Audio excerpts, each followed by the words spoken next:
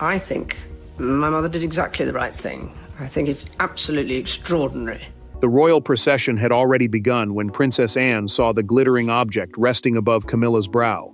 Within seconds, the Princess Royal stepped forward, raised one hand, and ordered the entire line to stop. Music faltered. Courtiers froze. Camilla's expression hardened as Anne stared directly at the State Diadem, the historic crown jewel that had never been approved for her appearance. What followed was not a misunderstanding. It was a public declaration of royal authority. Before we go deeper into what this really means for the royal family, make sure to subscribe so you don't miss a single update. Camilla did not move. She stood beneath the grand entrance of Buckingham Palace, as senior royals waited behind her in an order shaped by rank and centuries of expectation. The State Diadem, a ceremonial crown jewel traditionally linked to sovereign authority, was not merely an ornament. Wearing it placed its bearer inside a language of power the palace guarded fiercely. That was why Anne's intervention mattered. She was not correcting fashion. She was stopping a symbol from saying something the king had never approved. Anne lifted her gloved hand toward the musicians, then turned to the Lord Chamberlain. The official responsible for organizing royal ceremonies stared back, stunned, as she spoke with precision. This procession will not continue while that diadem remains where it was never approved to be. Camilla's jaw tightened.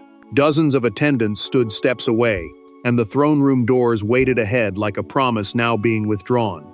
Still, the queen consort refused to step aside. Charles looked from his sister to his wife and said nothing. That silence cut deeper than the command. Camilla had expected anger, defense, perhaps even a rebuke directed at Anne. Instead, the king remained still, forcing her to face the possibility that he understood why the procession had been halted. Anne saw the hurt cross her face, but she did not soften.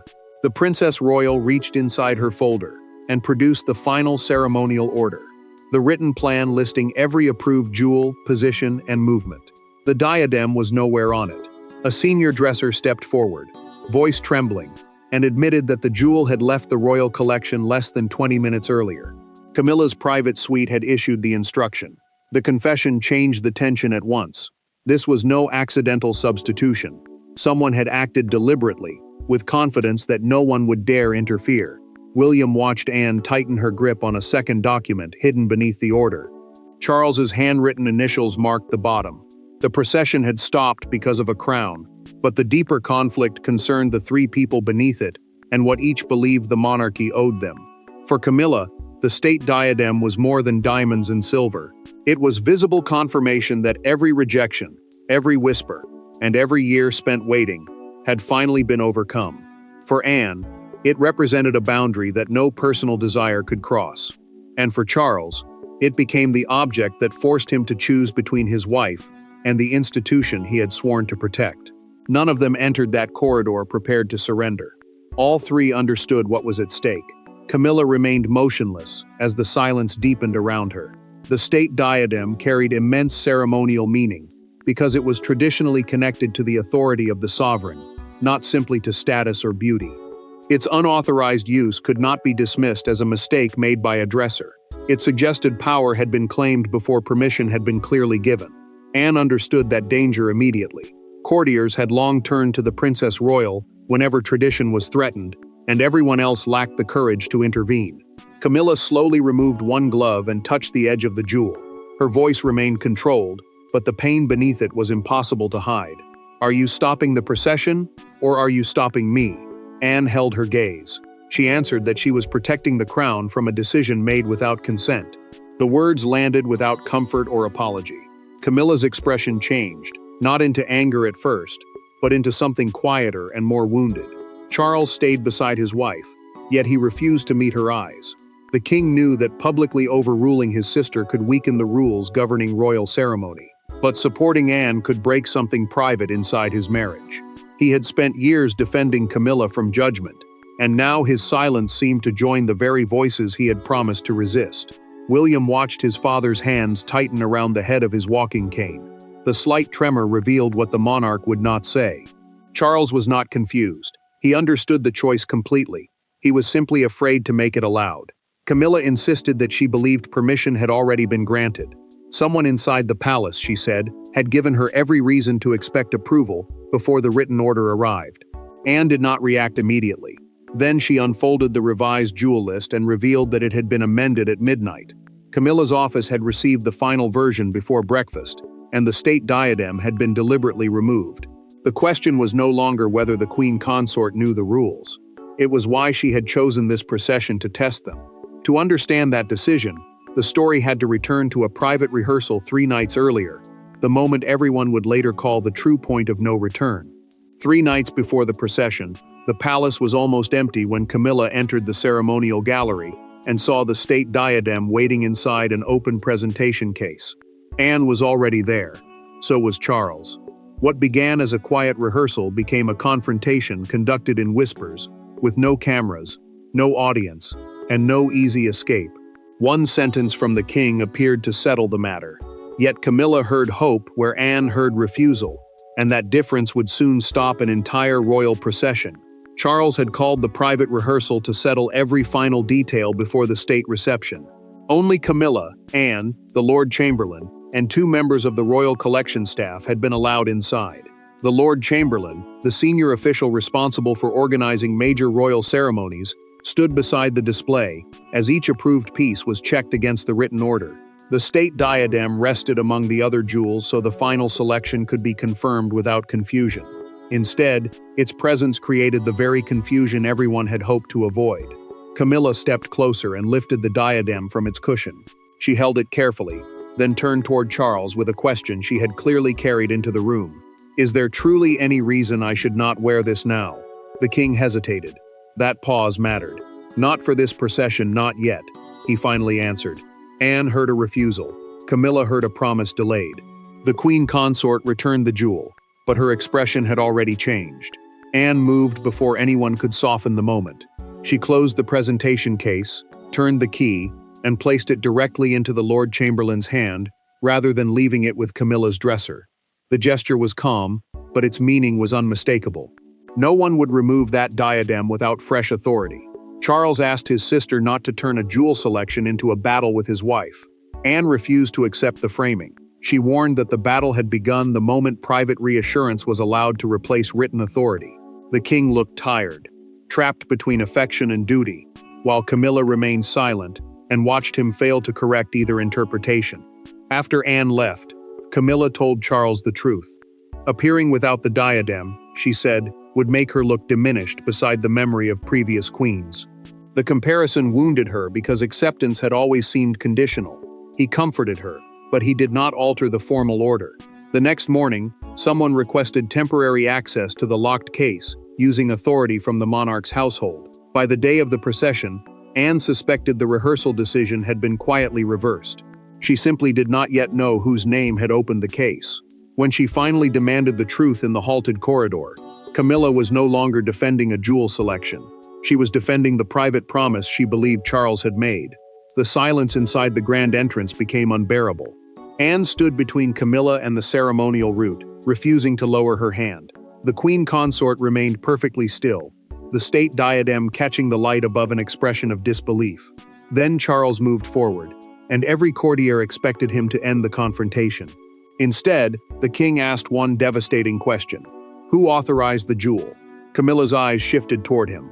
In that instant, everyone understood that she had expected a different response. Anne knew the procession could not restart until the Lord Chamberlain confirmed that every part of the ceremonial order was correct. That rule gave her the authority to maintain the halt, even with the king standing only a few feet away. The Lord Chamberlain, the official responsible for managing major royal ceremonies, could not approve what had never appeared on the final written plan. Removing the diadem would take only minutes. For Camilla, however, surrendering it now would look like an admission that she had claimed a symbol she had no right to wear. Anne stepped closer, until barely an arm's length separated them. Her voice remained low, but every word carried. Remove it now, and this can remain a correction. Refuse, and it becomes a constitutional act of defiance. Camilla's control finally cracked. She accused Anne of waiting until the most humiliating possible moment, when attendants, courtiers, and members of the family were all present to witness her fall. The Princess Royal did not retreat. She answered that she had intervened at the last possible moment, because every private warning had been ignored. Charles turned toward his wife.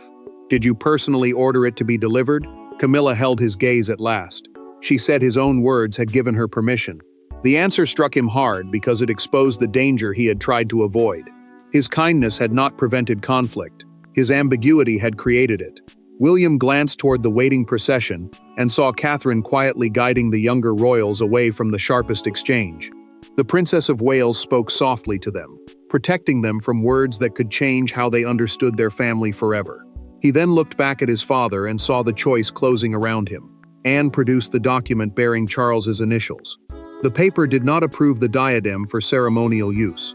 It authorized access for inspection only.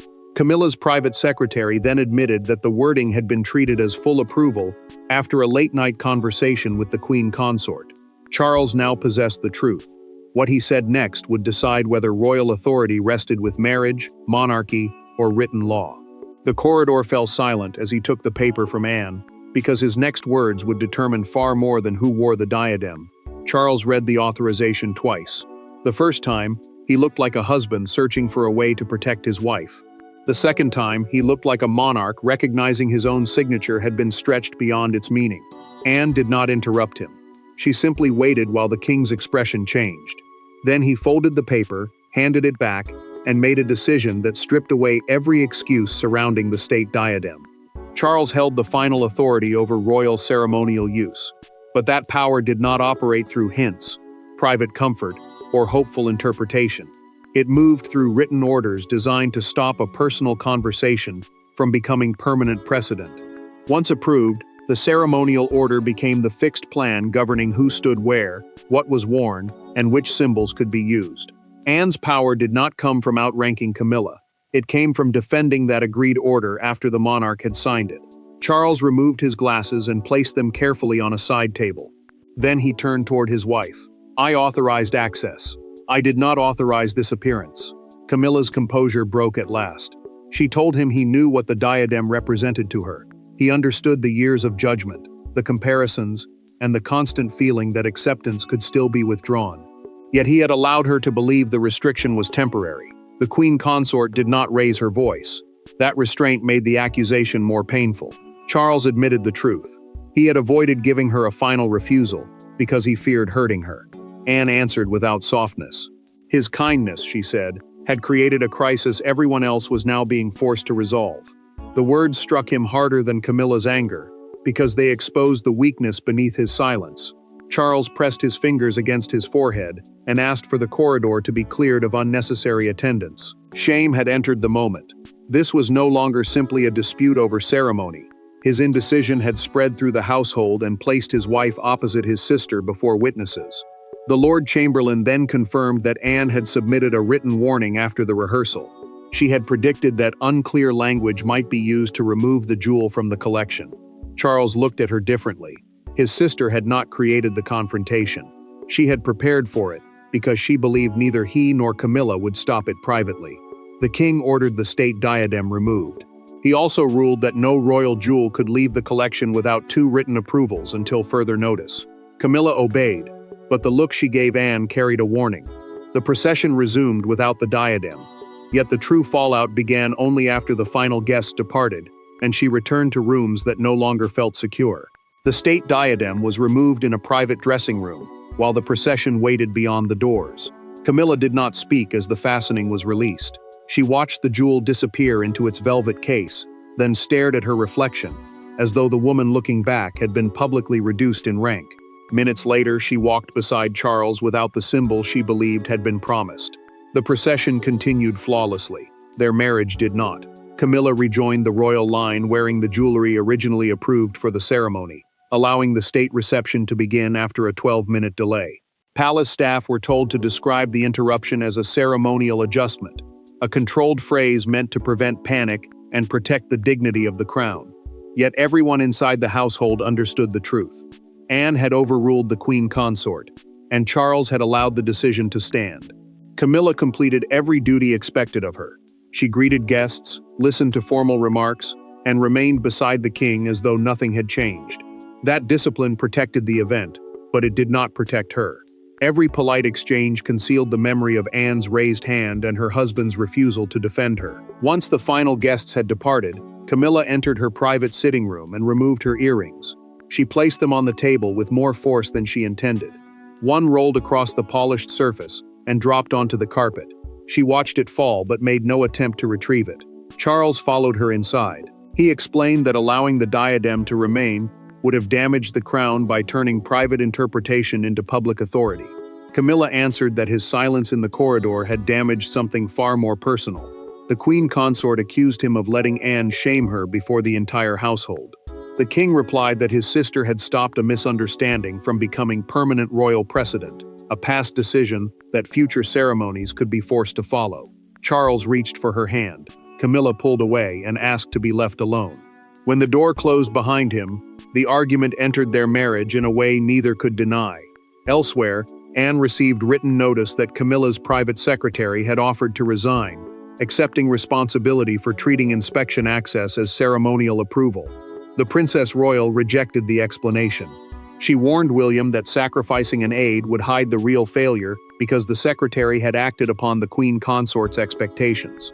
Charles responded by ordering an internal review of every ceremonial permission issued through the royal household during the previous 6 months.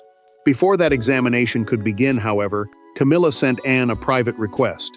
The next morning, the two women would meet alone, without aides, without secretaries, and without the king standing between them. Anne arrived expecting another battle. Camilla was already waiting beside an untouched tray of tea, without jewels, aides, or prepared notes. The door closed behind the Princess Royal, leaving the two women alone with years of resentment neither had ever spoken aloud. Camilla did not begin with an accusation. She began with a confession. "I knew the wording was unclear," she said. "I chose to believe it meant yes." Anne's anger did not disappear, but its direction suddenly changed. Camilla had chosen a small morning room, instead of a formal audience chamber. No throne, no officials, and no ceremonial distance stood between them. Charles had been told not to attend. William had received the same instruction. The queen consort insisted that the crisis had been created by two women facing one another, and it would be settled the same way. Camilla pushed the rehearsal order across the table. Her fingers remained on the page for several seconds before she let go. She admitted reading the restriction more than once. She understood that the wording did not grant final permission, yet she still instructed her staff to retrieve the diadem. The confession removed the last excuse between them. Camilla then explained why she had done it. Wearing the jewel felt like the final answer to decades of rejection, whispered judgment, and constant comparison. She had spent years being treated as temporary, controversial, and somehow less legitimate than the queens who came before her. The diadem promised an end to that suffering. For one procession, she wanted certainty. Anne listened without interruption, but she refused to confuse pain with permission. The monarchy, she said, could not be used to heal private wounds. Every symbol claimed for emotional reassurance created obligations that survived the person wearing it. A moment of comfort could become a rule the crown would be forced to defend for generations. Camilla's voice broke. She asked whether Anne had ever believed she truly belonged. The Princess Royal paused, and the silence carried more honesty than anger. Belonging, she finally answered, was proved by restraint rather than display. Anne then admitted her own fear. She had halted the procession because she believed Charles might surrender to guilt, and approved the jewel after the ceremony had already begun. Camilla understood at last. Anne had not only been protecting royal protocol, she had been protecting the king from making a permanent decision under emotional pressure.